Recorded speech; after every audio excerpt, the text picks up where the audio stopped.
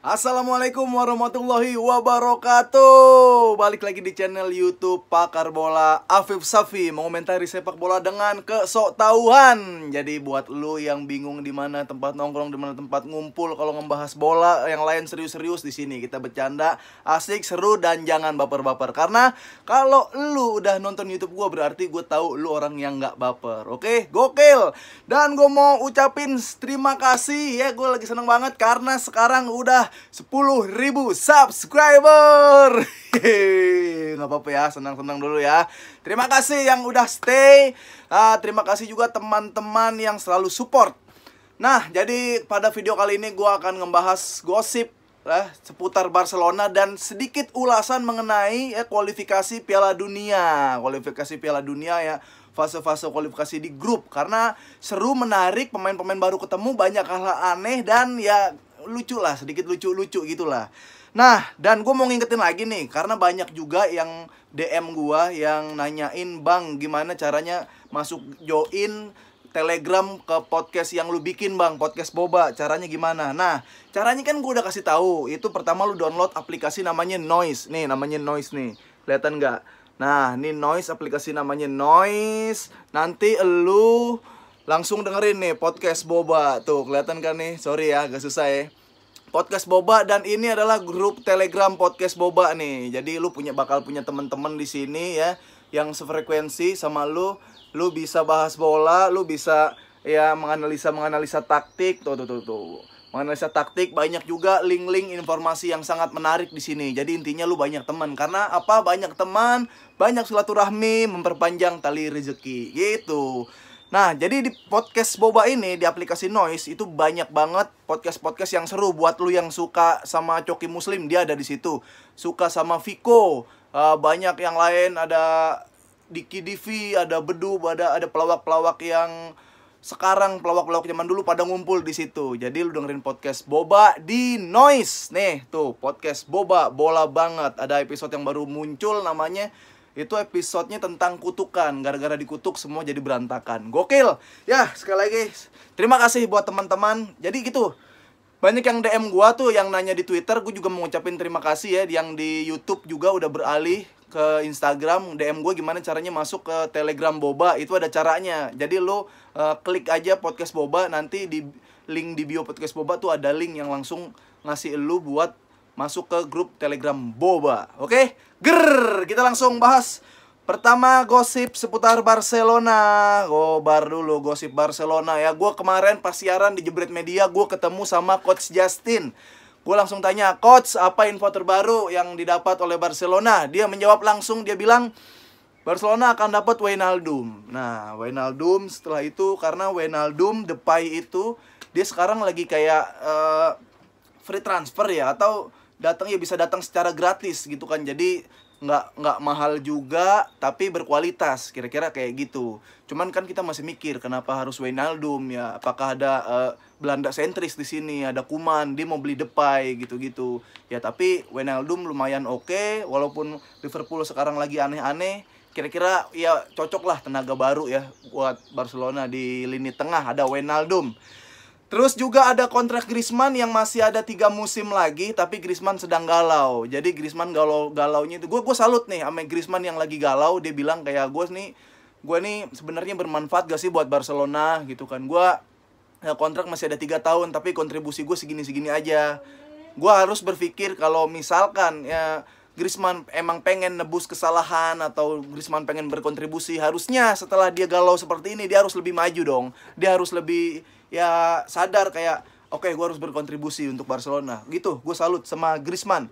Ada juga dari Xavi Hernandez yang katanya diiming-imingin buat datang ke Barcelona, tapi dari pihak Al-Sadd ini, dia tuh berusaha menahan Xavi, karena kita tahu ya di daerah Qatar sono kan orang-orang kaya, katanya Xavi dijejelin duit mulu. Lucu banget dah kalau lihat foto Xavi pakai pakaian orang-orang Qatar. Dia jadi aman Xavi di sana. Barcelona pondasinya lagi dibangun. Ya kita lihat nanti, mudah-mudahan Xavi sih seneng-seneng aja dikasih duit dulu di sono. Terus lanjut, ada pemain kunci kita ya, Philippe Coutinho, yang dikabarkan akhirnya dia mengharuskan menjalani operasi ketiga ya, yang dimana pasti memakan biaya ya. Jadi ya, mengoperasi terus bikin repot sono sini, dibiayain sama Barcelona, nggak apa-apa. Karena setimpal banget nih apa yang udah dikasih Coutinho sama Barcelona. Udah banyak kan gelar yang dikasih Coutinho. Jadi Coutinho itu, dari Coutinho kita belajar apabila posisi kita lagi diuntungkan di sebuah perusahaan, langsung aja kita sedot sekuat-kuatnya. Kalau bisa ya kita manfaatin fasilitasnya, kita sedot duitnya sampai kalau bisa perusahaannya bangkrut. Nah, itu kali ya dari Coutinho ya.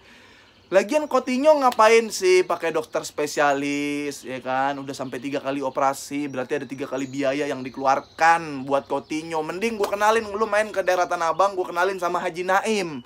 Ya, Haji Naim bisa tuh buat kayak tulang-tulang gitu kan. Atau di tempat kita pasti ada ahli tulang ya. Kalau nggak sini, Coutinho gue yang pijit ya, kakinya gue krek.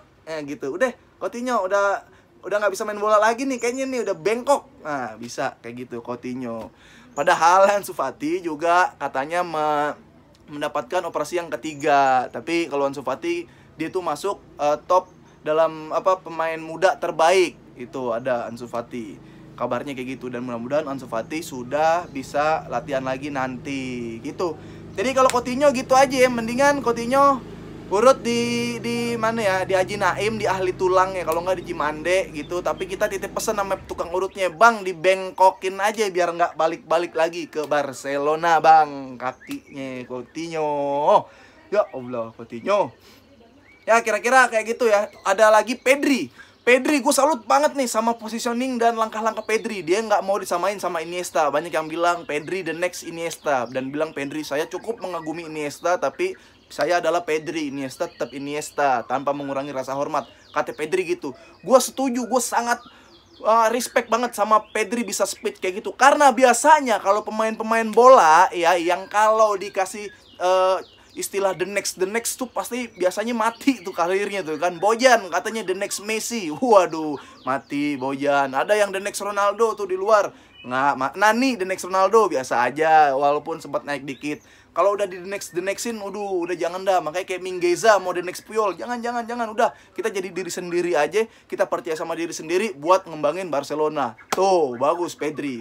Nah, yang serunya lagi sekarang kualifikasi Piala Dunia. Semua rata-rata pemain yang bermain di Barcelona itu menciptakan gol dan minimal melakukan permainan terbaiknya. Kayak Pedri ya, walaupun Spanyol seri lawan Yunani, tapi Pedri tampil oke. Kayak gitu. Serginho Des bilang, saya banyak belajar dari Messi. Ternyata Amerika tadi ya, dia ngelakuin gol yang sangat luar biasa dari luar kotak penalti. De Jong golin, Griezmann golin spektakuler.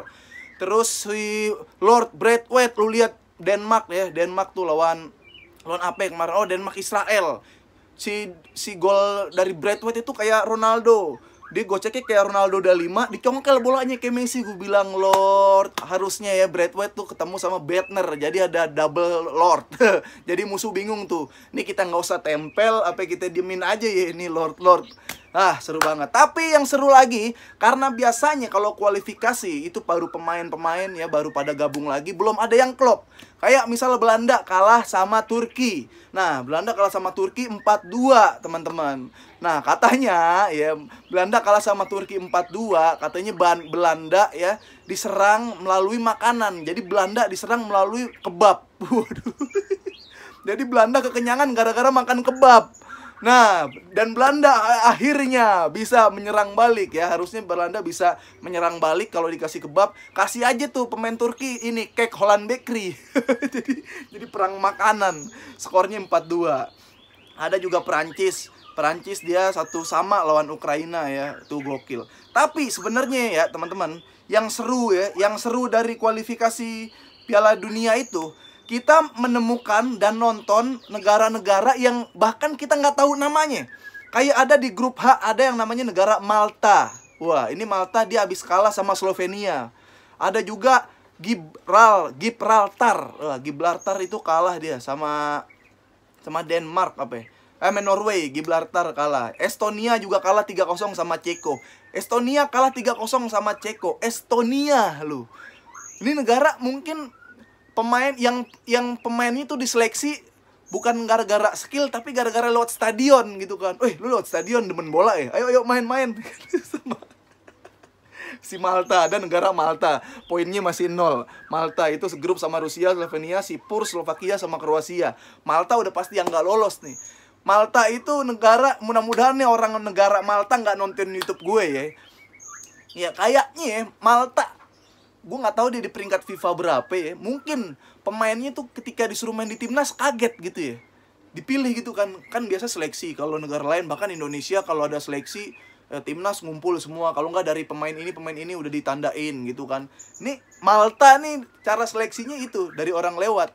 Bahkan ditanyain, "Mas bisa main bola gak?" Bisa dikit. Udah mas, ikut aja jadi timnas. Oh jangan jadi timnas deh. Gua jadi manusia normal aja, jadi warga biasa aja udah bersyukur, nggak usah susahin kita main bola gitu. Jadi Israel lawan Denmark. Emang Israel gua ya dulu cuma ada Benayoun kayak gitu-gitu kan. Lagian Israel mah harusnya nggak usah di ini ya, maksudnya apa, main bola gue nggak tahu kapasitas buat Israel main bola ya kan. Dia yang gue tahu kan kita Israel cuma ngebom negara orang doang kan. Israel untung Denmark nggak dibom, itu dia. Tapi yang patut ditunggu sih banyak nih kualifikasi, karena pemain sekarang tuh pemain yang udah masuk generasi. Kayak Belanda tuh yang udah dulu tuh kan kayak yang serem-serem, Seedorf, Davids, Kluivert, Nistelrooy gitu kan. Sekarang tuh yang itu total football. Sekarang udah kayak cuma Depay paling, The Like, Van Dijk gitu-gitu. Jadi ya kita lihat nih ya di 2000 nanti Piala Dunia nanti akan ada pemain-pemain dari negara yang udah melakukan regenerasi. Kita lihat aja nih, seru. Ini Estonia nih harus ditunggu nih. Estonia harus ger nih, gak? Siapa tahu lu juara lu Piala Dunia lu. Udah, sekiranya gitu aja buat ngerayain 10.000 subscriber. Sekali lagi terima kasih. Sekali lagi yang mau gabung ke Telegram Podcast Boba, lu punya temen dari seluruh Indonesia, gabung di situ ya, karena udah ratusan membernya ada di situ. Kan nggak dipungut biaya juga, lu bisa dengerin Podcast Boba full ya, gratis di Noise ya kan. Itu belum, masih unsensor semuanya, nggak ada yang disensor di situ. Kalau di YouTube gue nggak terlalu frontal mungkin.